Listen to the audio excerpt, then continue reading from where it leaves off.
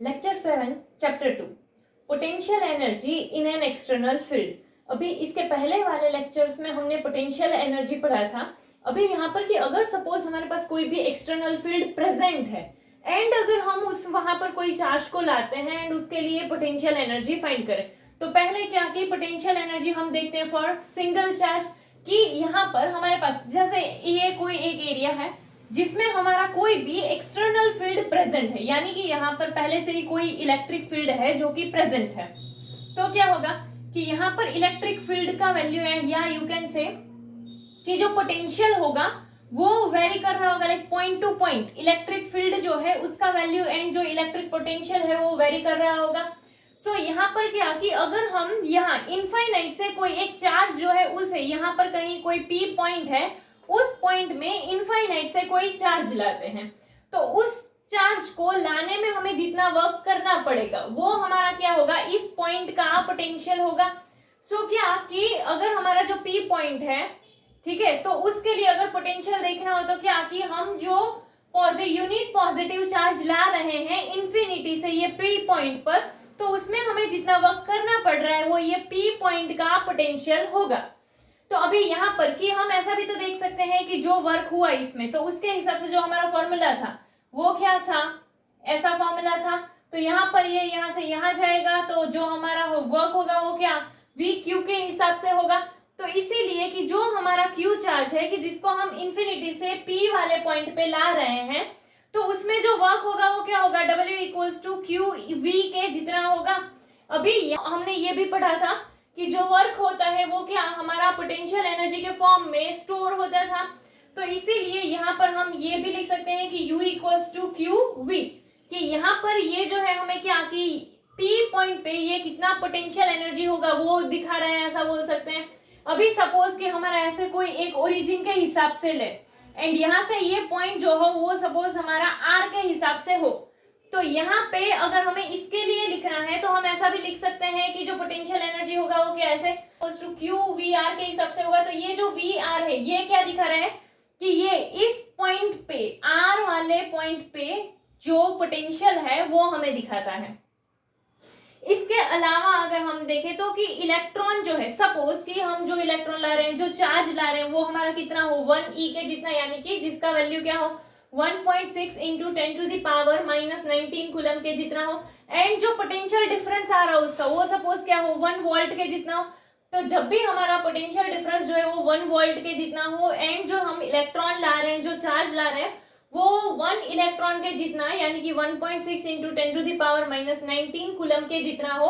तो उस टाइम पे जो हमें वैल्यू मिलेगा वो क्या होगा कि जैसे ये चार्ज है तो उसका वैल्यू पुट करा एंड ये जो पोटेंशियल डिफरेंस था वो, तो जो वैल्यू मिलेगा वो क्या होगा हमारा 1.6 into 10 to the power -19 joule जितना होगा। ये पोटेंशियल के हिसाब से यहाँ पर ये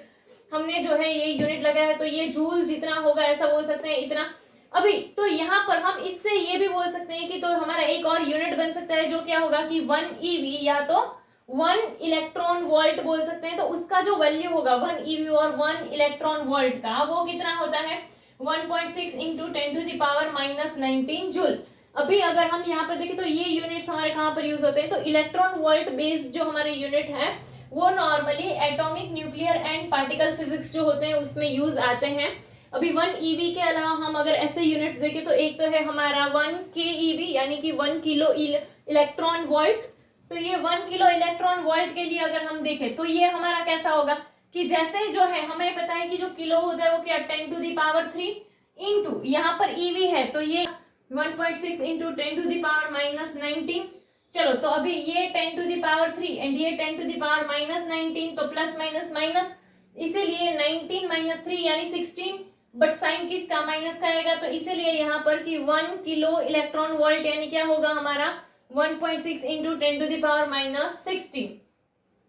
same way 1 mega electron volt यानी क्या होता है हमारा 10 टू द पावर 6 में आता है, तो उसका जो आंसर आएगा वो क्या होगा हमारा कि 1.6 इंटू 10 टू द पावर -13 आएगा। सेम वे यहाँ पर हमारा अगर गीगा इलेक्ट्रॉन वोल्ट हो तो क्या होगा वो 10 टू द पावर -10 के हिसाब से आएगा, एंड अगर 1 टेरा इलेक्ट्रॉन वोल्ट हो तो वो क्या 10 टू द पावर -7 के हिसाब से आएगा। यहाँ पर जो पावर का जो चेंज आ रहा है वो यहाँ पर ये वैल्यूज के हिसाब से, ये मैंने फर्स्ट वाले का कैलकुलेशन यहाँ किया है तो उसी हिसाब से ये बाकी वाले जो है उसमें वैल्यू चेंज हो रही होगी।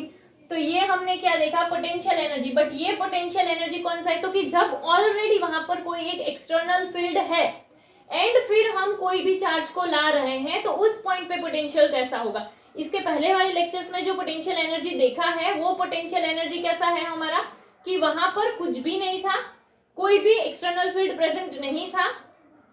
एंड हम चार्ज ला रहे थे एंड उसके लिए हमने जो है वो पोटेंशियल एनर्जी फाइंड किया था। बट यहाँ पर हम जो देख रहे हैं यहाँ पर क्या, कि ऑलरेडी एक एक्सटर्नल फील्ड प्रेजेंट है एंड देन जब हम कोई भी चार्ज लाते हैं तो उसके लिए हमें पोटेंशियल एनर्जी कितना मिलेगा। बट ये जो है ये हमारा किसके लिए है, सिर्फ सिंगल चार्ज के लिए है। Next, potential energy of system of two charges in external field. अभी इसके पहले वाला हमने देखा, उसमें क्या था कि एक्सटर्नल फील्ड में सिंगल चार्ज के लिए था। अभी एक्सटर्नल फील्ड प्रेजेंट है और उसमें हमारे पास टू चार्जेस है और उसके लिए हमें पोटेंशियल एनर्जी फाइंड करना हो। तो सपोज कि हमारे पास इलेक्ट्रिक चार्जेस हो Q1 एंड Q2, कि जिसको हम इनफाइनाइट से ला रहे हैं एंड R1 एंड R2 जितने डिस्टेंस पे ला रहे हैं।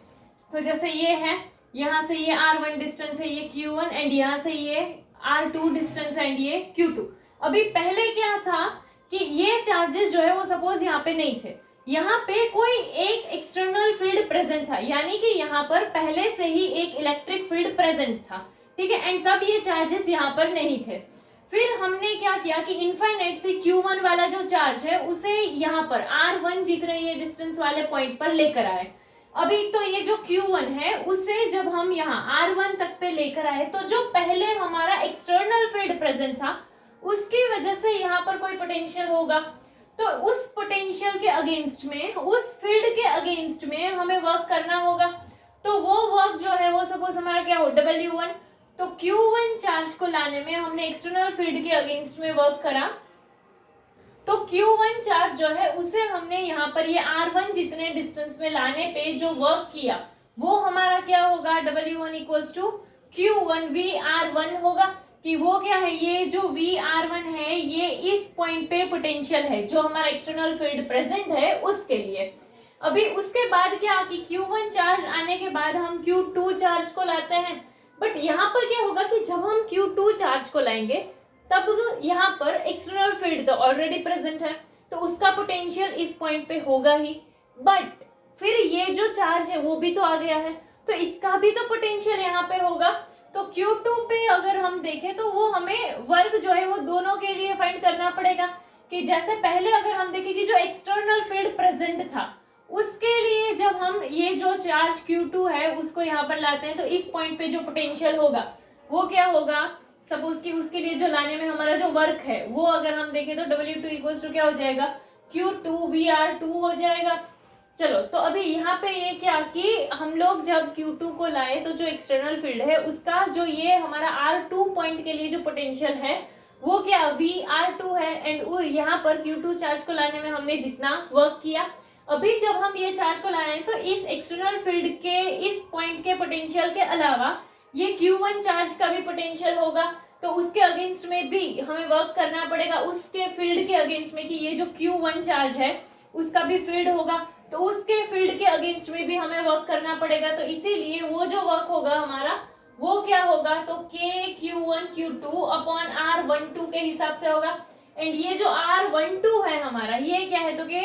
हमारा जो Q1 एंड Q2 के बीच का डिस्टेंस है। तो टोटल पोटेंशियल एनर्जी अगर हमें फाइंड करनी हो तो ये जो चार्जेस को अरेंज करने में टोटल जितना हमने वर्क किया है वो क्या होगा, हमारा पोटेंशियल एनर्जी होगा। तो अभी यहाँ पर जो वर्क है सपोज हमारा, तो वो क्या होगा W1 W2 एंड W3। तो ये जो सारी वैल्यूज हमने फाइंड की उसका वैल्यू हमने पुट कर दिया यहाँ पे। इसके पहले में हमने देखा हो क्या था कि एक्सटर्नल फील्ड प्रेजेंट है एंड सिंगल चार्ज के लिए पोटेंशियल एनर्जी देखा। यहाँ पे हमारा क्या था कि एक्सटर्नल फील्ड प्रेजेंट है एंड दो चार्ज के सिस्टम के लिए हमने पोटेंशियल एनर्जी देखा। तो यहाँ पर सिर्फ ये कि कहाँ कहाँ पर जो है हमें कौन सा फील्ड के अगेंस्ट में वर्क हो रहा है बस वो देखना है। एंड फिर कि टोटल पोटेंशियल एनर्जी फाइंड करने के लिए जो हमारा टोटल वर्क है वो पोटेंशियल एनर्जी के फॉर्म में स्टोर हुआ होगा, तो हमें पोटेंशियल एनर्जी मिल जाएगा।